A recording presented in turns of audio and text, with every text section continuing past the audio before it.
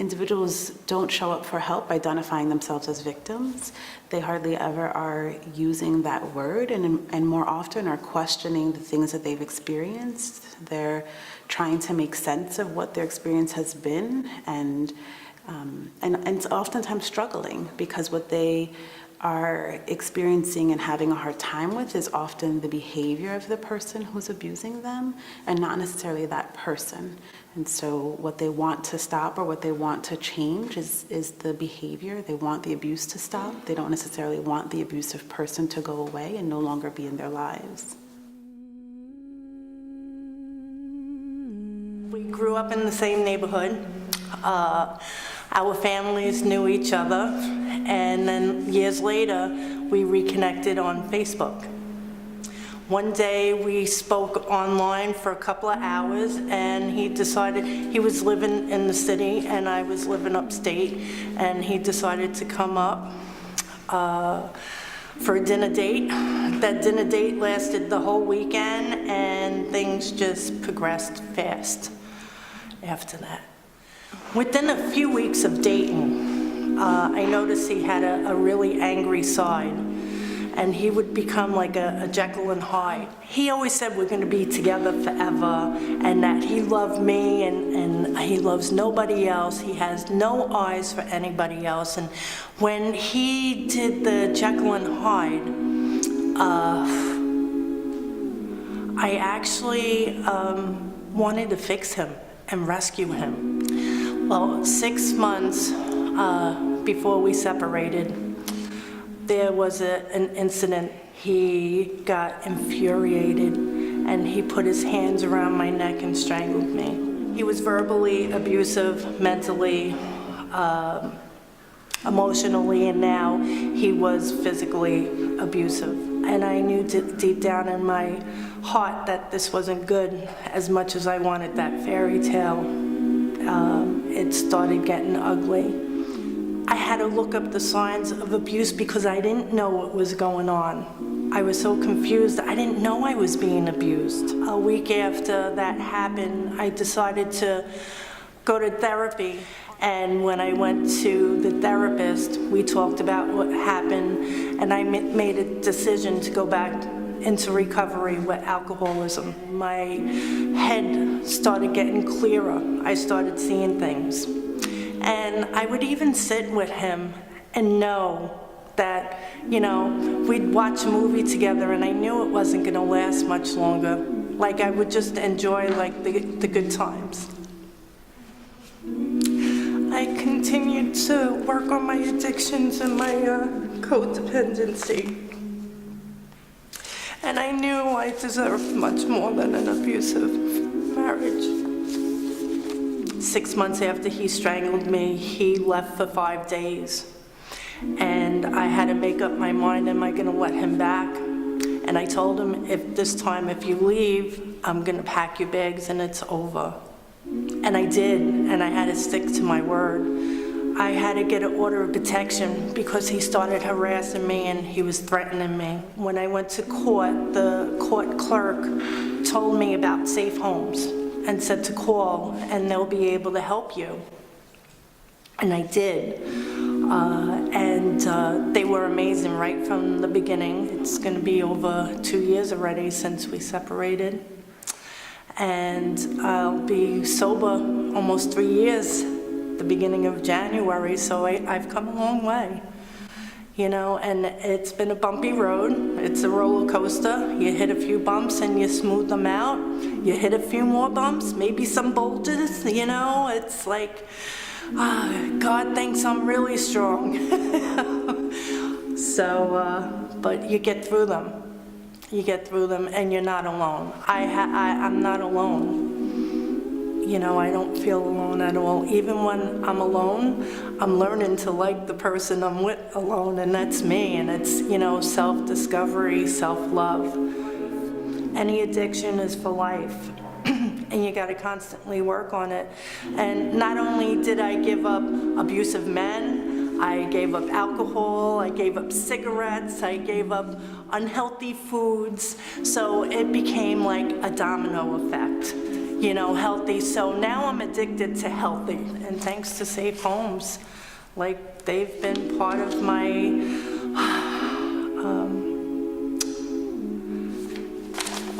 my biggest support. I can't even describe. I have a second chance in life. I think one of the greatest learning curves for me when I first came to this work was that, sort of as a lay person, I expected that when a crime was committed, that there would be a particular response to that, and that in some way there would be justice.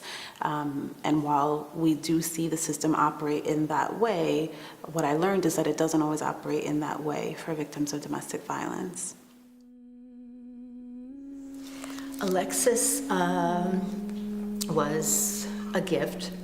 My husband and I waited 7 years to adopt her, and May 26th, 1992 was the happiest day of my life. He was her first boyfriend, and unfortunately her last. She came in with sunglasses on, and you know, she was crying, and I asked her what happened, and I guess he was like, got in a fight in the car and was like hitting her and then like trying to pull her hair out.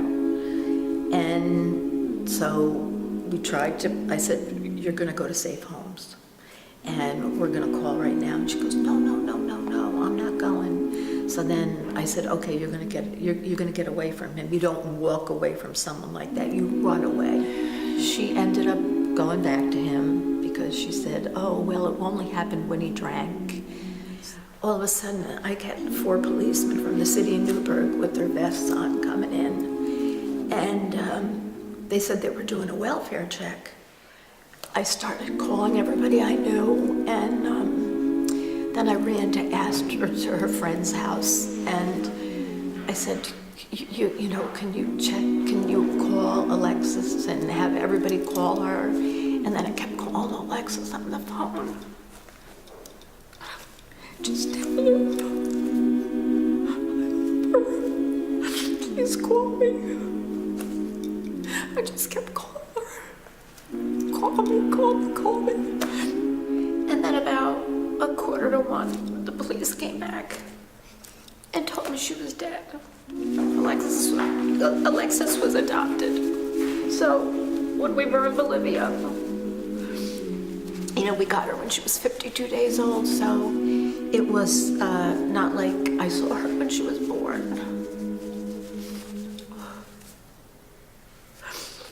And I couldn't see her when she died because my brother's a detective, and my stepson went to see her. They said I couldn't see her because she had been in that room so long that her body had started decaying.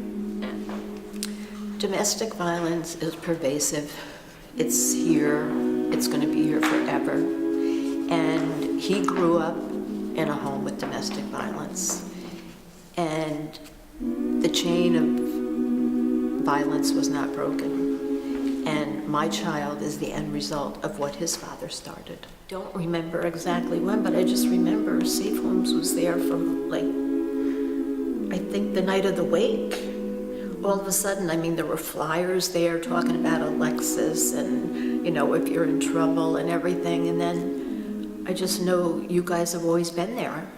It was like, I don't know when exactly it began, but you were always there for me. And so we have to honor that victim's experience and recognize that we have to meet the victim where they're at. And if it's the 3rd time or the 4th time, or on average 7 times that a victim has to go back and forth before they may be truly free from that abusive partner, then we need to recognize that we're meeting that victim on that journey, and we're not sure if this is the first attempt at accessing safety or the 7th attempt at accessing safety. It's not our decision to make, it's not their family's decision to make, it's not the community's decision to make. It has to be the victim's decision because their safety and their lives are depending on it. You know, at the beginning, it was exciting. He was a little older than I was. I was 18 and he was 22, and he was very charismatic, very sweet.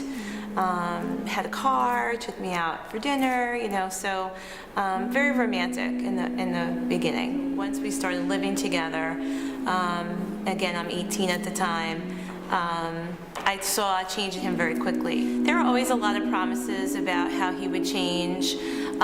He would be very remorseful and cry and say that, you know, he wouldn't do it anymore. And that was a regular occurrence, you know, lots of empty, broken promises about that. And for a long time, I think I thought I could help him or save him. Things did not change after the baby was born. You know, he was never abusive to our children, yet he was abusive to me in front of my children. This one particular night, it was a Thursday night, and he came home from work late. It was about 10 o'clock. My girls were asleep. They were 7 years old and 6 months old at the time. And I knew the minute he opened the door, I was in trouble. And I remember, even now, it's 20 years later, I can remember only some bits and pieces of it, but I can remember running down the hall and locking myself in my bedroom. And then he broke the door down. I've always been a very spiritual person, and I was praying. And praying in a usual way about God fix this and God fix him. And then I just heard something a little different this time. And it was, there's no fixing, you have to go. The next thing I remember was sitting on the couch with both of my kids. The police officer, who unfortunately I still don't know who he was, he looked at me and he said, "Haven't I been here before?" And I said, "Maybe, you might, or someone else." I mean, he says, "So we've been here before." And I said, "Yep, neighbors call." He said, "Today your daughter called." There were no physical signs of abuse on me. It was only my story and his story. And I can remember seeing the pain in the officer's face because he knew he couldn't do anything. So he said, "Listen, if you don't go, I can't arrest him. And I also can't leave you here. So you have to find somewhere to go." So I called a friend, and that's where we went that night, and I never went back. So I left with diapers from the changing table and the milk out of the fridge. That was it. The first month after leaving, I stayed with my friend, and she told me about an organization called Safe Homes. I spoke to some great people at Safe Homes who really just listened, didn't judge, didn't ask a lot of questions about why, just really asked me some questions about what's next. So I think healing was about forgiving myself and learning who I am and loving myself. Domestic violence does not have a certain look. It could be happening to anyone at any time. We have to be willing to have conversations about it. We can't be afraid to talk about it. And we have to believe victims when they finally come to talk about it and stand up and say, "This is what's happening to me." I just want people to see that I've gone on to live a productive life. I mean, it's amazing to me that I've come full circle from being a very scared young single mom, or just leaving, you know, my marriage, and going to Safe Homes to pick up a check and get some counseling and support, to now being on the board. Above all else, the one thing that victims need is, I guess I could say, your support, but really they need to know that when they finally come to you, that you believe them. There's always one person that changes the trajectory of a victim's life. And while it may be the connection to the next step of being safer, or maybe to the next step of being free, in reality, it always boils down to one thing. It was the one person that showed up in their life that believed them.